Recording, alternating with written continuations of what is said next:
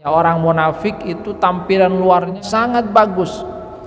Idza ra'aitahum tu'jibuka ajasamukum. Kalau kamu melihat mereka, maka pandangan lahir mereka itu membuat kalian kagum. Wa iyaqulu tasma' liqaulihim. Kalau mereka berbicara, bicaranya itu manis. Orang itu terpikat. Jadi penampilan luarnya itu bagus. Kalau berbicara, pembicaraannya itu Masya Allah manis itu. Seakan-akan dia adalah orang yang berbuat baik, ingin mengajak kepada kebaikan. Padahal sesungguhnya adalah sebaliknya. Ka'annakum khusyubum musannadah. Digambarkan oleh Allah Subhanahu wa taala seperti halnya kayu yang tersandar. Secara lahir sepertinya bagus, akan tapi sungguhnya melompong. Yahsabuna kulla sayhatin alaihim. Mereka itu menyangka setiap teriakan itu ditujukan kepada mereka. Jadi mereka diliputi oleh rasa was-was karena mereka sadar bahwa diri mereka itu dusta. Fisiknya bagus, akan tapi hati mereka penuh dengan kegelisahan. Dan orang kalau berdusta ya memang seperti itu. Dia takut bahwasanya dustanya itu akan diketahui oleh orang lain.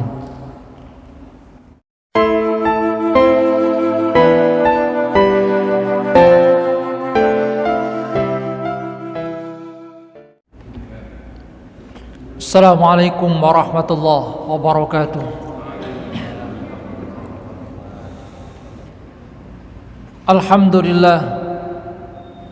Alhamdulillahilladzi hadana lihada wa ma kunna linahtadiya laula an hadana Allah. Asyhadu an la ilaha illallah wahdahu la syarika lah wa asyhadu anna Muhammadan abduhu wa rasuluhu la nabiyya ba'dah. Allahumma salli ala Muhammad wa ala ali Muhammad kama sallaita ala ali Ibrahim wa barik ala Muhammad wa ala ali Muhammad kama barakta ala ali Ibrahim fil alamin innaka Hamidum Majid. Allahumma la ilma illa ma 'allamtana fa'allimna ilman yanfa'una wanfa'na bima 'allamtana. Rabbana atina min ladunka rahmatan wa hayyi' lana min amrina rasyada. Rabbi shrah li sadri wa yassir li amri wahlul 'uqdatam min lisani yafqahu qawli, amma ba'du. Hadirin jamaah pengajian rahimakumullah. Alhamdulillah atas karunia Allah Subhanahu wa taala. Allah Subhanahu wa taala masih menakdirkan kita bisa melangkahkan kaki ke masjid ini, menghambakan diri kepada Allah Subhanahu wa taala, melakukan sholat maghrib berjamaah yang kita lanjutkan dengan kajian ayat-ayat Al-Quran. Pada kesempatan kali ini kita akan mengkaji suratul munafiqun, surat yang berbicara tentang orang-orang munafik. Surah ini merupakan bagian dari surah-surah Madaniyah, surat yang diturunkan pada periode Madinah. Karena memang orang-orang munafik itu adanya di periode Madinah. Pada periode Mekah tidak ada orang munafik. Karena pada waktu itu kondisi dari umat Islam lemah. Yang ada adalah sebaliknya, yaitu ada sebagian dari pengikut Rasulullah sallallahu alaihi wasallam yang menyembunyikan keimanannya karena mereka takut untuk diintimidasi, takut untuk dipaksa untuk kembali ke agama nenek moyang mereka. Nah, di periode Madinah umat Islam itu sudah kuat. Maka kita akan mendapatkan bahwa di Madinah itu memang mayoritas adalah umat Islam. Hanya sebagian kecil dari orang Arab di Madinah yang tidak masuk Islam. Di antara mereka ada juga orang-orang Yahudi. Nah, orang-orang munafik ini kebanyakan adalah dari orang-orang Yahudi. Surat ini turun berkaitan dengan peristiwa yang nantinya berkaitan dengan orang-orang munafik. Dikatakan dalam riwayat bahwasanya surat ini turun dengan satu peristiwa pada waktu perang Bani Mustalik. Ada dari seorang dari kalangan muhajirin yang bernama Jahjah ibnu Usaid yang merupakan pembantu dari Umar bin Khattab berselisih dengan salah seorang dari kalangan Ansor. Jadi berselisih dengan salah satu kalangan dari kaum Ansor, yaitu Sinan. Berselisih tentang persoalan air. Nah, pada waktu itu Sinan kemudian meminta pertolongan kepada orang-orang Ansor, menyeru orang-orang Ansor supaya membantu dirinya. Ketika Sinan itu meminta pertolongan dari orang-orang Ansor, maka Jahjah ini juga meminta pertolongan dari orang-orang muhajirin. Yang ini sesungguhnya adalah sesuatu yang tidak baik juga, karena itu menimbulkan friksi antara muhajirin dengan kaum Ansor. Maka di antara muhajirin itu ada yang membantu Jahjah dalam pertikaiannya dengan Sinan sampai ditempeleng Sinan itu. Sinan ini merupakan salah satu sekutu orang dekat dari Abdullah bin Ubay bin Salul, tokoh munafik itu. Melihat peristiwa itu kemudian Abdullah bin Ubay bin Salul berkata, kita ini ikut Muhammad tidak untuk ditempeleng. Perumpamaan kita dengan mereka itu seperti halnya pepatah, sammin kalbaka yakulka, beri makan anjing kamu, nanti dia akan memakan kamu. Maka dia kemudian memprovokasi orang-orang dari kalangan Ansor, kalian itu jangan biarkan seperti itu. Kita mengikuti Muhammad ini bukan seperti ini untuk ditempeleng. Nanti kalau kita kembali ke Madinah, akan kita keluarkan orang-orang yang kuat, yang mulia itu akan mengusir orang-orang yang lemah, orang-orang yang hina. Kalian jangan beri makan. Sudah, kalian sisihkan, jangan sisihkan harta kalian, makanan kalian untuk mereka, biar mereka itu nanti berpencar dari sisi Muhammad. Provokasi yang dilakukan oleh Abdullah bin Ubay bin Salul. Nah, Zaid bin Arqam mendengar apa yang diucapkan oleh Abdullah bin Ubay bin Salul yang memprovokasi orang-orang Ansor untuk apa? Melakukan hal yang tidak baik terhadap kaum muhajirin ini. Maka itu kemudian dilaporkan kepada Rasulullah sallallahu alaihi wasallam. Rasulullah ketika dilaporkan seperti itu kemudian mengutus kepada Abdullah bin Ubay bin Salul, apakah memang benar kamu mengatakan hal yang seperti ini? Tapi apa yang dikatakan oleh Abdullah bin Ubay bin Salul, dia bersumpah, demi Allah saya tidak bilang itu, tidak pernah saya bilang seperti itu. Sehingga kemudian Rasulullah SAW, karena Abdullah bin Ubay bin Salul itu bersumpah demi Allah, beliau membenarkan apa yang diucapkan oleh Abdullah bin Ubay bin Salul dan lebih cenderung menyalahkan apa yang disampaikan oleh Zaid bin Arqam. Kata Zaid bin Arqam, saya sungguh gelisah, sedih dengan peristiwa itu. Kenapa? Karena Rasulullah SAW lebih percaya kepada Abdullah bin Ubay bin Salul. Saya ini nanti disangka bohong, padahal saya benar ini. Sampai kemudian turunlah surat Al-Munafiqun yang membenarkan apa yang disampaikan oleh Zaid bin Arqam, sehingga beliau kemudian lega. Jadi Rasulullah mengutus utusan kepada Zaid bin Arqam bahwasanya telah turun surat Al-Munafiqun yang membenarkan apa yang disampaikan oleh Zaid bin Arqam, bahwa yang dusta adalah Abdullah bin Ubay bin Salul. Dan memang ini menceritakan tentang apa yang terjadi, apa yang diucapkan oleh orang-orang munafik. Allah Subhanahu wa taala berfirman, a'udzubillahi minasyaitonir rajim. Bismillahirrahmanirrahim. Idza ja'akal munafiquna qalu nashhadu innaka la rasulullah wallahu ya'lamu innaka la rasuluh wallahu yashhadu innal munafiqina lakadzibun. Jika orang-orang munafik itu datang kepadamu, mereka itu berkata, nashhadu, kami ini bersaksi, innaka la rasulullah, bahwa kamu itu adalah utusan Allah. Namun sesungguhnya mereka tidak benar-benar menyatakan dari hati mereka, karena orang-orang munafik itu hanya menyampaikan apa yang ada di lisan tapi tidak membenarkan dengan hati. Lain perkataan dengan apa yang ada di dalam hati mereka. Jadi bermuka dua. Ucapannya membenarkan Rasulullah SAW, padahal sesungguhnya tidak. Maka Allah Subhanahu wa taala menyatakan, wallahu ya'lamu innaka la rasuluh.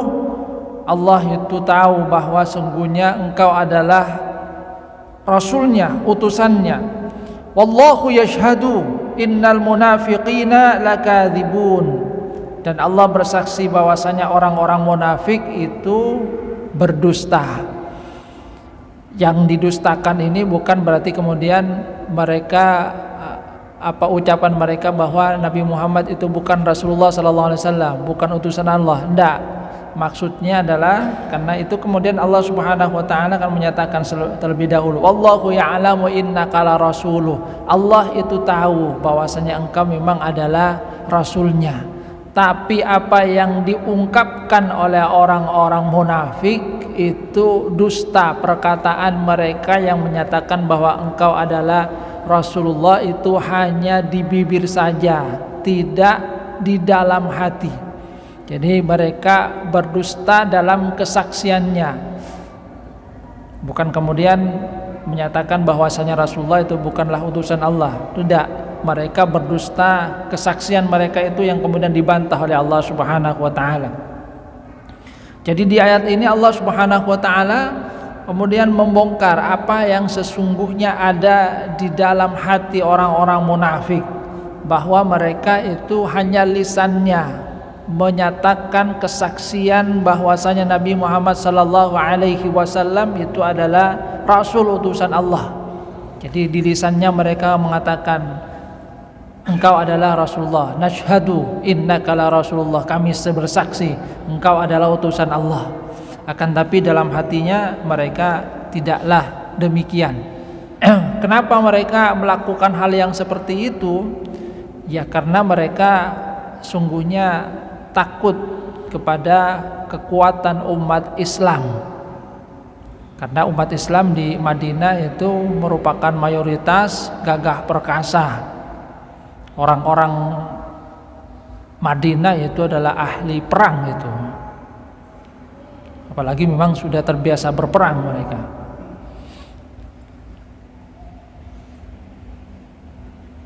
Kemudian Allah Subhanahu wa taala menyatakan, ittakhadhu aymanahum junnatan fasaddu an sabilillah innahum sa'a ma kanu ya'malun. Mereka itu menjadikan sumpah mereka itu sebagai perisai dalam rangka membentengi mereka. Jadi mereka berdusta dan kemudian bersumpah atas nama Allah Subhanahu wa taala. Tujuannya adalah untuk melindungi mereka, membentengi, seakan-akan mereka itu berkata benar. Makanya ketika ditanyakan oleh Rasulullah SAW, kamu berkata seperti ini? Enggak, demi Allah, tidak. Itu munafik. Makanya Rasulullah SAW itu kan menggambarkan 3 ciri utama dari orang-orang munafik. Ayatul munafik, tanda orang munafik itu ada 3. Yang pertama adalah idza haddatsa kadzaba. Kalau berbicara mereka itu dusta. Jadi perbicaraan mereka itu dusta. Wa idza wa'ada akhlafah. Kalau berjanji mereka mengingkari. Dan yang ketiga adalah wa idza tumina khana. Kalau diberikan amanah, mereka itu berkhianat. Jadi ciri yang pertama adalah perkataannya memang tidak bisa dipercaya. Apa yang mereka ucapkan itu tidak sebagaimana apa yang ada dalam hati mereka. Lain di mulut, lain di hati. Itu orang munafik. Maka sesungguhnya berhati-hati kita dari sifat-sifat nifak ini. Yang kedua adalah kalau berjanji suka mengingkari, karena memang mereka tidak mempunyai keinginan untuk menepati janji. Dan yang ketiga, ketika diberikan amanah, mereka mengkhianati amanah itu. Ittakhadhu aymanakum junnah, mereka menjadikan sumpah mereka itu sebagai perisai. Untuk apa? Membentengi diri mereka, seakan-akan mereka itu tidak melakukannya, padahal sesungguhnya tidak. Jadi sumpahnya itu hanya untuk menutupi kebohongan yang mereka lakukan. Artinya sesungguhnya mereka menutupi kebohongan demi kebohongan. Dan memang kalau orang berdusta itu biasanya akan terus terjebak di dalam dusta itu. Orang kalau berbohong itu akan terus terjebak di dalam kebohongan. Kalau ditanya misalnya mengelak, maka kemudian pertanyaan lanjutannya dia akan mutar itu. Kamu hadir tadi? Iya hadir. Di mana posisi kamu? Itu kan mutar, di mana kira-kira itu. Posisinya di kanan, kiri, ngarang lagi. Semakin ditanya dia akan semakin tambah ngarangnya itu. Ada sebuah cerita lucu. Ada 4 orang mahasiswa yang mereka itu datang terlambat pada saat ujian itu. Datang terlambat, mereka sepakat itu, nanti kita bilang bahwa kita terlambat karena ban mobil meletus, jadi harus diperbaiki terlebih dahulu. Sudah sampai di sana mereka katakan, mohon maaf Pak, ban mobil kami tadi meletus, jadi harus diperbaiki terlebih dahulu. Ya sudah. Akhirnya kemudian diberikan soal. Soalnya ternyata unik gitu.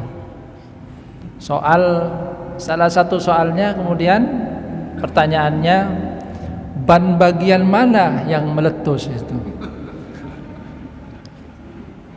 Ban mobil kan ada 4 itu. Bingung mereka itu. Ban bagian mana?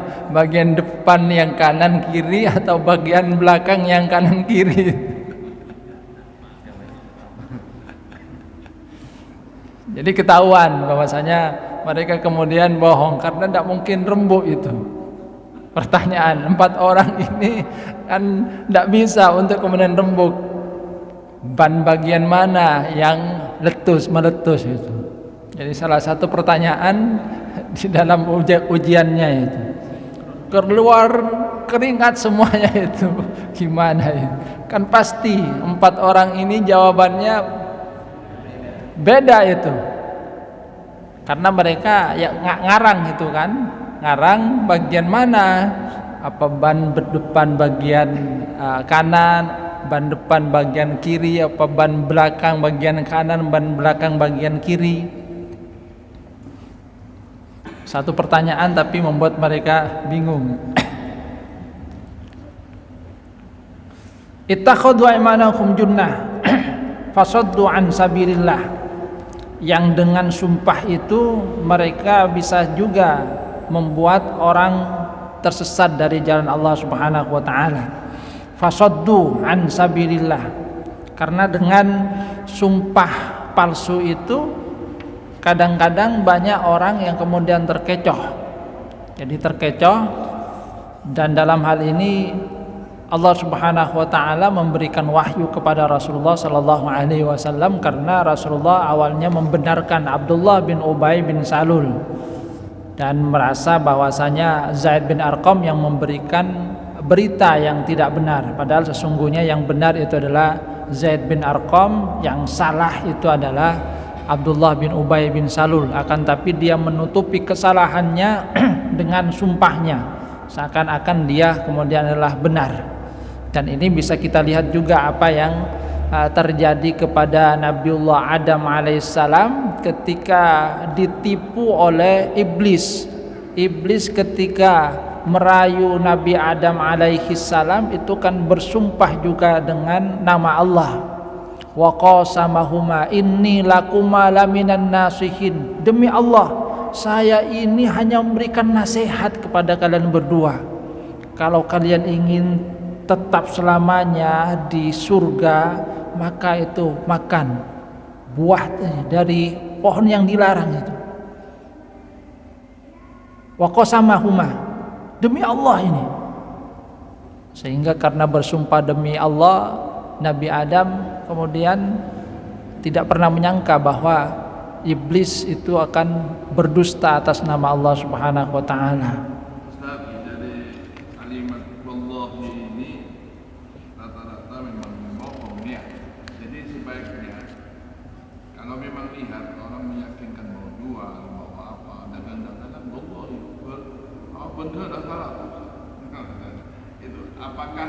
Apakah kalimat-kalimat Allah itu dilarang untuk karena tanda-tanda kebohongan rata-rata bersumpah demi Allah.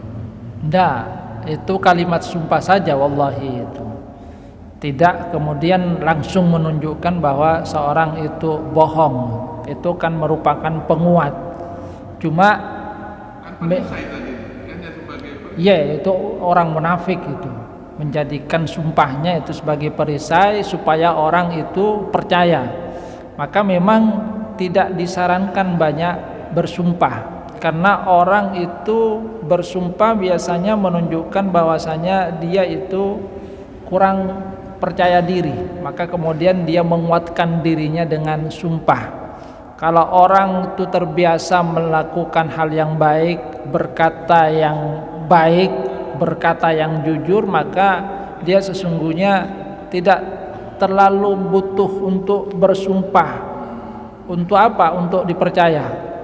Sumpah itu kan dalam rangka memperkuat dirinya. Maka memang tidak disarankan banyak bersumpah. Orang yang banyak bersumpah itu sesungguhnya menunjukkan bahwasanya dirinya tidak yakin bahwasanya dia itu dipercaya. Kalau orang terpercaya tidak usah, karena memang dia tanpa bersumpah pun sesungguhnya orang sudah yakin bahwasanya dirinya itu adalah orang yang benar.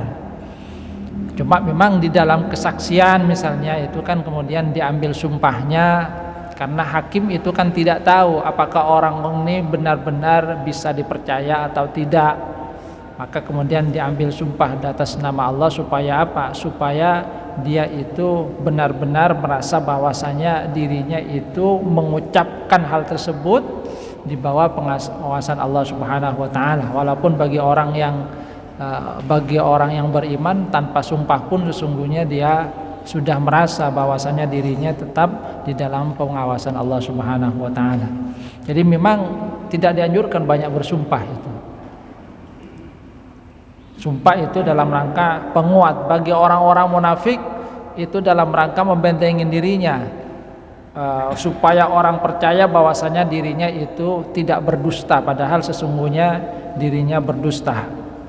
Dan orang kemudian banyak tertipu dalam hal ini karena bersumpah. Dan ini yang pernah dilakukan oleh orang munafik, dan itu juga yang dilakukan oleh iblis. Jadi iblis juga bersumpah, wa qasamahuma inni lakuma laminan nasihin. Demi Allah saya ini hanya memberikan nasihat kepada kalian berdua. Ya kalian mau tidak mau ya terserah kalian, tapi saya ini hanya kasihan kepada kalian, nanti kalian keluar dari surga ini. Ittakhadhu aymanakum junnatan fasaddu an sabilillah innahum sa'a ma kanu ya'malun. Maka Allah Subhanahu wa taala menegaskan bahwa apa yang mereka lakukan itu adalah sesuatu yang tidak benar, tidak baik. Sa'a ma kanu ya'malun.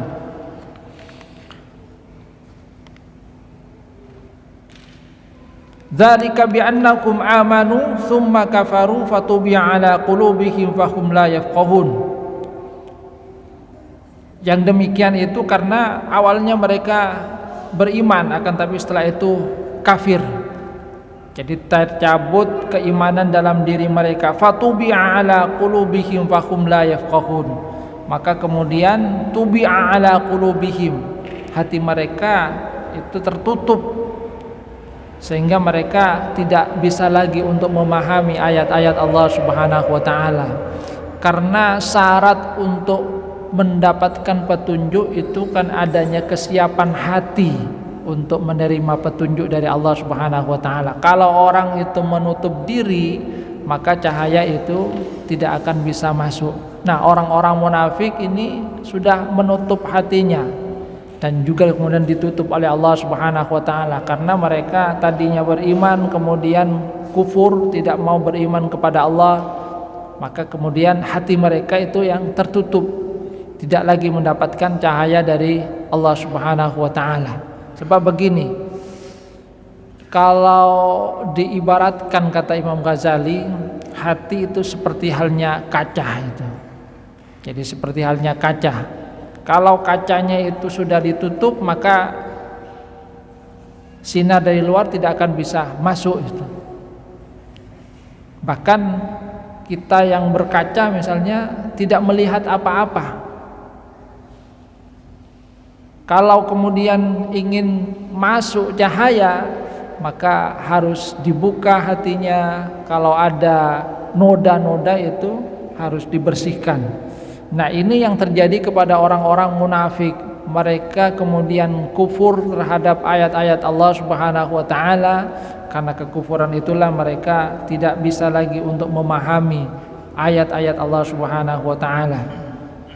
Wa idza ra'aitahum tu'jibuka ajsamuhum wa yaqulu tasma' liqaulihim ka'annahum khusyubun musannadah. Nah, di antara hal yang sesungguhnya ini bagus kalau ada tampilan luarnya. Orang munafik itu tampilan luarnya itu digambarkan sangat bagus. Idza ra'aitahum tu'jibuka ajsamuhum. Kalau kamu melihat mereka, maka pandangan lahir mereka itu membuat kalian kagum. Dan memang dikatakan bahwa Abdullah bin Ubay bin Salul itu orangnya tampan, orangnya gagah. Jadi kalau penampilan fisiknya mereka itu bagus-bagus semua itu. Artinya kalau secara penampilan necis, ganteng, orang itu kalau melihatnya seakan-akan dia adalah orang baik gitu. Tu'jibuka ajsamuhum, membuat kagum itu penampilan fisiknya, penampilan luarnya. Demikian juga ketika mereka itu berbicara, digambarkan di sini, wa yaqulu tasma' liqaulihim. Kalau mereka berbicara, bicaranya itu manis, orang itu terpikat. Jadi penampilan luarnya itu bagus. Ini orang-orang munafik. Jadi tampilan fisiknya mereka itu ganteng, mukanya cerah, lembut, seakan-akan dia ingin mengajak kepada jalan kebenaran. Kalau berbicara, pembicaraannya itu Masya Allah manis itu. Seakan-akan dia adalah orang yang berbuat baik, ingin mengajak kepada kebaikan. Padahal sesungguhnya adalah sebaliknya. Maka memang kenapa orang-orang munafik itu berbahaya? Karena hal yang seperti ini, tampilan luarnya itu tidak sama dengan tampilan dalamnya. Luarnya itu kelihatan bagus sekali, fisiknya bagus, ucapannya Masya Allah baik, seakan-akan ingin mengajak kepada kebaikan, seakan-akan ingin menolong, padahal sesungguhnya tidak. Maka Allah Subhanahu wa taala mengisyaratkan ka'annakum khusyubun musannadah. Khusyub itu merupakan jamak dari khusyabah. Bahkan dikatakan juga mengatakan jamak dari akhsyab. Khusyabah kemudian akhsyab. Ini merupakan jamak yang jumlahnya sangat banyak dalam bahasa Arab. Ini keunikan bahasa Arab juga. Ada jamak yang menunjukkan jumlahnya walaupun banyak akan tapi tidak terlalu banyak, ada yang menunjukkan sangat banyak. Bentuk fu'ul khusyub itu menunjukkan jumlah yang sangat banyak. Maka dari kata ini sesungguhnya dari ungkapan khusyub kita juga akan mendapatkan isyarat bahwa jumlah orang munafik di Madinah itu sangat banyak itu. Ka'annahum khusyubun musannadah. Jadi jumlahnya sangat banyak. Tapi kemudian digambarkan oleh Allah Subhanahu wa taala seperti halnya khusyab itu adalah kayu yang tersandar. Artinya mereka adalah sesuatu yang tidak hidup, tidak memberi, bukan seperti halnya pohon yang berbuah yang dia itu kemudian memberikan manfaat kepada orang-orang yang ada di sekitarnya, yang daunnya mungkin akan melindungi rindang, memberikan naungan, buahnya itu bisa dinikmati oleh orang. Ini digambarkan oleh Allah Subhanahu wa taala sebagai khusyubum musannadah, kayu yang tersandar, yang dia tidak punya jiwa, yang itu menyandarkan dirinya kepada sesuatu yang lain. Kalau kemudian sandarannya diambil, ya roboh itu pokoknya. Jadi artinya secara lahir sepertinya bagus, akan tapi sungguhnya melompong. Bahkan kemudian Allah Subhanahu wa taala menggambarkan lebih jauh lagi, yahsabuna kulla sayhatin alaihim. Mereka itu menyangka setiap teriakan itu ditujukan kepada mereka. Jadi mereka diliputi oleh rasa was-was karena mereka sadar bahwa diri mereka itu dusta. Maka setiap ada teriakan itu seakan-akan itu ditujukan kepada mereka. Kalau ada orang kemudian berteriak, bahkan orang menggembala tentang memanggil gembalaannya, seakan-akan itu adalah pembicaraan tentang mereka, seruan tentang mereka. Jadi tampilan fisiknya itu bagus, akan tapi jiwa mereka sesungguhnya gelisah. Ini gambaran yang diberikan oleh Allah Subhanahu wa taala. Jangan-jangan saya ketahuan ya. Jangan-jangan saya ketahuan. Jadi ada orang bicara keras seperti itu, jangan-jangan itu kita ini nanti mau ditangkap. Jadi fisiknya bagus, akan tapi hati mereka penuh dengan kegelisahan. Dan orang kalau berdusta ya memang seperti itu. Dia takut bahwasanya dustanya itu akan diketahui oleh orang lain. Ini sesungguhnya gambaran yang diberikan oleh Allah Subhanahu wa taala. Orang kalau berdusta itu hatinya tidak tenang. Karena memang tidak mungkin seseorang itu akan mendustai semua orang. Satu saat pasti orang yang mengetahui dustanya mungkin memberitahukan kepada orang lain. Tidak mungkin juga dia mendustai sepanjang waktu. Ada saatnya kemudian dustanya diketahui oleh orang lain. Dan ini yang dialami oleh orang-orang munafik. Mereka hatinya was-was. Jadi memang penampilannya gagah perkasa, ganteng, akan tetapi jiwa mereka itu rapuh. Maka Allah Subhanahu wa taala menegaskan, humul adu fahdharhum qatalahumullahu anna yufakun, bahwa mereka itu adalah musuh. Karena bisa menjadi mata-mata dari musuh, sebagaimana yang sudah kita bahas bagaimana Abdullah bin Ubay bin Salul itu bersekutu dengan orang-orang kafir Quraisy. Jadi musuh, termasuk juga kata-kata yang memikat, sumpah yang mereka lakukan itu dalam upaya untuk membuat orang lain percaya bahwa mereka itu sungguhnya benar, padahal tidak. Apalagi provokasi yang dilakukan oleh Abdullah bin Ubay bin Salul itu kan memecah belah antara orang-orang Ansor dengan orang-orang Muhajirin. Kan dia memprovokasi, sudah kalian itu jangan beri makan lagi. Karena kebetulan yang membantu Jahjah itu termasuk bagian dari fuqara minal muhajirin, orang fakir dari kalangan muhajirin. tidak usah beri makan, biar mereka berpencar kembali. Kalau perlu diusir itu. Humul adu, kata Allah Subhanahu wa taala. Mereka itu adalah musuh, maka berhati-hatilah terhadap mereka. Karena tampilannya sepertinya teman, padahal dalam hatinya itu tidak. Seakan-akan ingin membantu, padahal sungguhnya ingin menjerumuskan. Itu mereka, orang-orang munafik. Kemudian Allah Subhanahu wa taala melanjutkan di ayat berikutnya, wa idza qila lakum ta'alu yastaghfir lakum Rasulullah lawaw ru'usahum wa ra'aitahum yasudduna wa hum mustakbirun. Setelah turunnya ayat-ayat yang membongkar tentang bagaimana kedustaan orang-orang munafik itu, ada sebagian dari kaum muslimin yang mendatangi orang-orang munafik tadi. Kalian ini sudah terbongkar, ayo kalian itu segera datang kepada Rasulullah supaya Rasulullah itu bisa memintakan ampun kepada kalian. Bertobatlah kalian. Kalian itu sudah dibongkar dustanya, kalian itu salah. Tapi ternyata mereka tidak mau untuk bertobat. Mereka tidak mau mendatangi Rasulullah SAW untuk meminta maaf, untuk dimintakan ampun kepada Allah Subhanahu wa taala.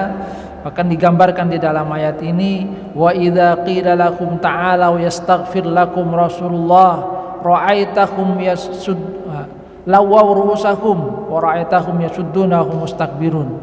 Mereka itu berpaling, mereka itu tidak mau, merasa bahwasanya mereka itu benar, karena memang mereka tidak membenarkan Rasulullah SAW. Bagaimana mungkin mereka akan mendatangi Rasulullah? Lisannya saja mereka mengakui Rasulullah sebagai utusan Allah, tapi sesungguhnya di hati mereka tidaklah mengakui Rasulullah, hanya karena ya takut, karena mereka minoritas, supaya mereka tetap bisa bertahan di tengah-tengah kaumnya.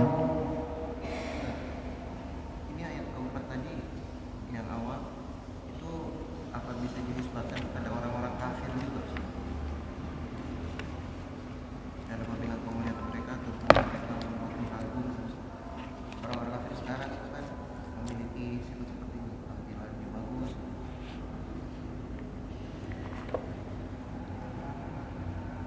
Mungkin saja orang-orang kafir yang seperti itu, tapi kalau kemudian kita lihat surat ini kan berbicara tentang orang-orang munafik. Orang-orang munafik itu gambaran yang diberikan oleh Allah Subhanahu wa taala, penampilan luar mereka itu bagus padahal di hati mereka itu tidak. Artinya secara zahir mereka itu sepertinya orang baik, akan tapi secara batin mereka tidak. Jadi antara lahir dengan batin itu beda, manis di mulut, pahit di hati gitu. Itu gambaran tentang orang-orang munafik. Kalau orang-orang kafir itu, kalau kemudian kita lihat apalagi yang terjadi di Mekah itu kan mereka sudah menampakkan secara lahir memusuhi Rasulullah SAW, itu orang-orang kafir itu. Tapi kalau orang-orang munafik, mereka mengaku bersama dengan Rasulullah, mereka bersama dengan Rasulullah, bahkan ketika perang seperti halnya pada Bani Mustalik, mereka kemudian juga ikut berperang, seakan-akan membantu Rasulullah SAW. Tapi ketika ada kesempatan untuk memecah belah seperti halnya terjadi perselisihan antara Jahja dengan Sinan itu kan kemudian Abdullah bin Ubay bin Salul mengambil kesempatan itu. Untuk apa? Untuk memprovokasi. Wah, tidak bisa ini. Ayo kita usir. Nanti kalau kita kembali kita usir mereka yang lemah. Kita orang yang kuat, orang yang mulia. Nanti yang mulia yang kuat akan mengusir orang yang lemah, orang yang hina dari Madinah. Itu kan mengambil kesempatan dalam kesempitan. Jadi bersama dengan orang-orang yang beriman. Kalau orang kafir jelas permusuhannya, jelas kemudian posisinya. Maka memang yang paling ditakutkan adalah orang munafik, karena mereka kalau diibaratkan seperti halnya musuh dalam selimut, bersama terus akan tapi sesungguhnya mereka hatinya beda itu. hatinya ingin orang mukmin itu kalah gitu. Mungkin juga apa yang disampaikan karena apa tadi hadis dari tiga perkara tanda-tanda munafik. Mungkin ada yang ditambahkan kalau dari ayat ini kan ada kesombongan juga. Mungkin selain yang tadi apa dari ayat ini tentang orang munafik, tapi di hati mereka itu ada sombong. Anda lebih baik. Ya jelas mereka. Tadi kan bahwa sebenarnya dia nggak mau jadi pemimpin kan sebenarnya. Iya, karena memang merasa bahwasanya Rasulullah merampas kekuasaannya, maka kemudian ada permusuhan dalam dirinya. Tapi bisa jadi memang orang-orang kafir itu juga penampilan dan kemudian kata-katanya itu bagus dalam rangka apa? Dalam rangka memikat orang-orang yang beriman itu. Tapi jelas posisi mereka itu beda itu kalau orang-orang kafir itu. Cuma kalau dalam artian mereka ketika merayu orang-orang beriman supaya keluar, itu kan kata-katanya bisa juga manis.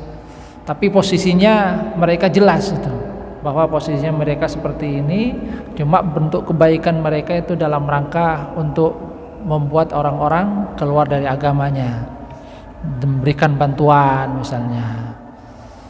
Ada orang miskin memberikan bantuan, padahal tujuannya adalah supaya mereka itu keluar, nanti diajak untuk keluar dari agama Islam. Tapi jelas posisi mereka ini sebagai orang yang non-muslim misalnya, orang kafir. Mereka ingin mengajak kepada kekafiran. Nah, kalau munafik itu secara lahir mereka itu sama-sama muslim. Kalau di dalam surah Al-Baqarah itu kan jelas mereka. Kalau ketemu dengan orang-orang beriman itu mereka mengatakan inna ma'akum inna manahnu bukan itu. Ketika bertemu dengan Rasulullah itu qalu amanna wa idza khalau ila syayatinihim qalu inna ma'akum inna manahnu mustahzi'un. Kalau bertemu dengan Rasulullah, orang-orang beriman mereka berkata kami beriman, tapi ketika kembali kepada kaumnya, kepada kelompoknya, mereka berkata inna ma'akum inna manahnu mustahzi'un. Enggak, kami ini hanya berolok-olok, congoco ya. Saya tetap sama dengan kalian itu tidak beriman. Jadi bermuka dua. Tapi kalau yang kafir jelas dia tidak beriman. Ketika kata-katanya manis itu memang dalam rangka mengajak orang yang beriman supaya keluar dari keimanan, dan itu bisa kita lihat pada periode Mekah bagaimana ada kebaikan-kebaikan. Bahkan Rasulullah kan juga ditawari dengan berbagai macam godaan dunia supaya menghentikan dakwah. Jelas itu posisinya. Kalau orang munafik posisinya itu yang tidak ketahuan, itu hatinya ditutupi dan kemudian makanya kan secara bahasa itu ada yang menyatakan bahwa munafik itu dari kata nafaqah. Nafaqah itu berarti terowongan. Terowongan itu kan ada dua mulutnya itu. Kalau dikejar dari pintu A itu nanti keluar dari B itu. Dikejar dari B keluar dari A itu. Jadi orang kemudian tidak tahu dari depan keluar dari belakang, dikejar dari belakang keluar ke depan itu. Dan ada sesuatu yang disembunyikan di dalam terowongan itu, dan itu yang kemudian tidak terlihat secara lahir, itu orang-orang munafik. Baik, karena sudah adzan kita cukupkan, kita akhiri dengan doa kafaratul majlis. Subhanakallahumma bihamdika asyhadu an la ilaha illa anta astaghfiruka wa atubu ilaik. Assalamualaikum warahmatullahi wabarakatuh.